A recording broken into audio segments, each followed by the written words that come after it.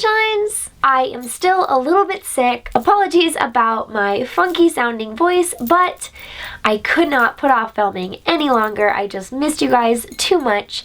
So here I am filming regardless of how weird or underwater I might sound. Today I'm here to talk to you about The Forbidden Wish by Jessica Khoury. This book came out in February of this year, and Penguin Teen was sweet enough to send it to me to read and review for you guys. In brief, The Forbidden Wish is an Aladdin retelling from the perspective of the genie, and to top it all off, the genie is a girl. So in this Aladdin retelling, the genie is a girl and her name is Zahara. It's told from her perspective, first person, present tense perspective. So I don't actually read a lot of books that are told in the present tense. Most of them are told in past tense. So I always find it interesting to read a book that is not only written in present tense, but also written really well in present tense. So I'm going to do my very best to keep this review a spoiler-free review. But essentially, for those of you who are familiar with the story of Aladdin, our story begins with Aladdin discovering Zahara's lamp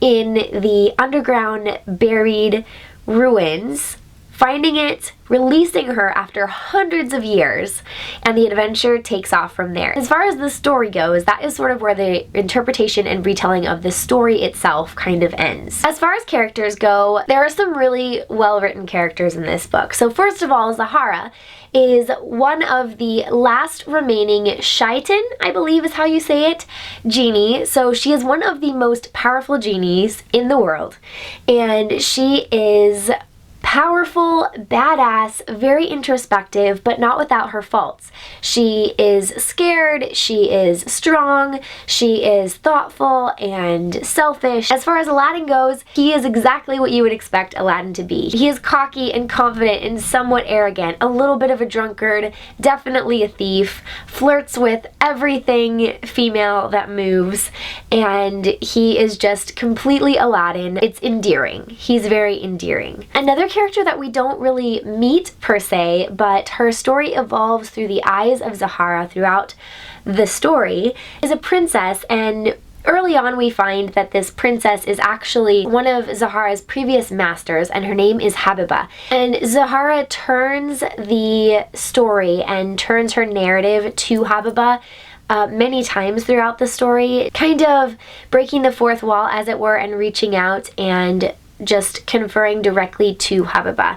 And so it's really interesting to see that relationship as it evolves and as it grows from the past in our present storyline, and how it affects how Zahara acts and interacts with the world around her and humans and Aladdin and all of these things. There is another princess in the story that we come in contact with, much like in the story of Aladdin, that Aladdin is vying for the attention of, and this princess is strong in her own right. She is powerful. She has a really kick-ass girl gang of girlfriends who have her back in every kind of situation. They all have their own strengths, they all have their own weaknesses, and something that I loved, I read in another reviewer that I didn't really even think of until I was reading it in their review, is that the girl gang was not catty. They built each other up, they did not tear each other down, there was no slut shaming or any of those awful things that can kind of happen in girl gang cliques sometimes when they're written about in stories, and that was super awesome. I loved that. There's a lot of really beautifully written moments in this book. Even on the back there's this beautiful quote, and I'm just going to read it to you. It's Zahara saying this: "Aladdin is the sun and I am the moon. We must stay apart or the world will be thrown out of balance. But what I must admit is that I do understand the insanity that drives humans to chase happiness they will never grasp, because I feel it too. Every time I pull away, I find myself drawn back to him." So there were so many quotes like that throughout the book. Very quotable, very beautifully written.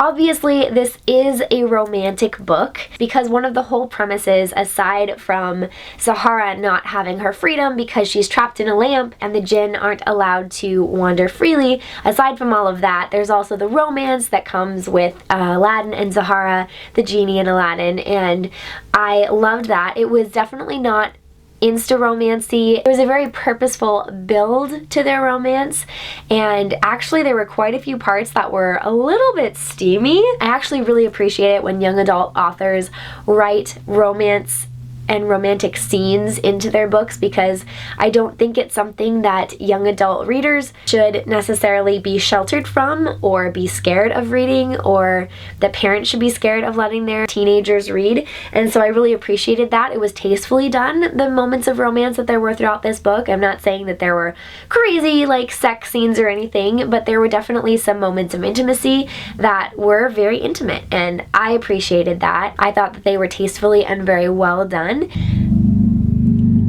Hello, motorcycle. It's getting to be that time of year, you guys. There were a few moments, they were very slight, that certain descriptors were used over and over again. So an example of that is as if searching for the words amongst the stars.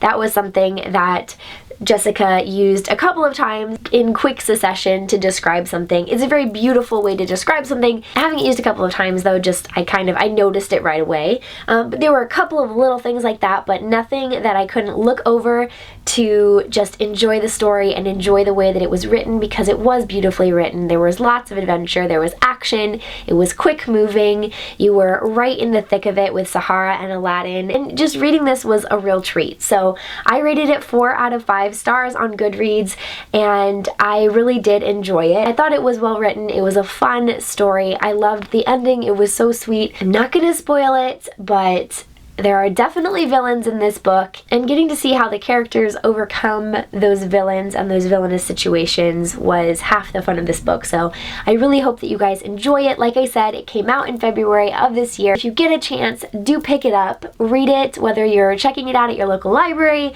or purchasing it, however it is that you read this book, give it a go, because it is full of kick-ass female characters, it is full of wonderfully done romantic moments, and it's the retelling of a wonderful story that I think was long overdue. Getting to hear this story from the perspective of the genie, and if the genie were a girl, because who's to say she wasn't? Thank you guys so much for watching this review and putting up with my crazy voice. I really look forward to hearing your thoughts on this book in the comments down below. Let's keep the conversation going, and I will see you in my next video. Bye! Rebel of the Sands is a story that focuses mostly on Arabic culture, but there are definitely Western influences throughout the book. By Espionage Cosmetics, and this Wonder Lip Paint by J.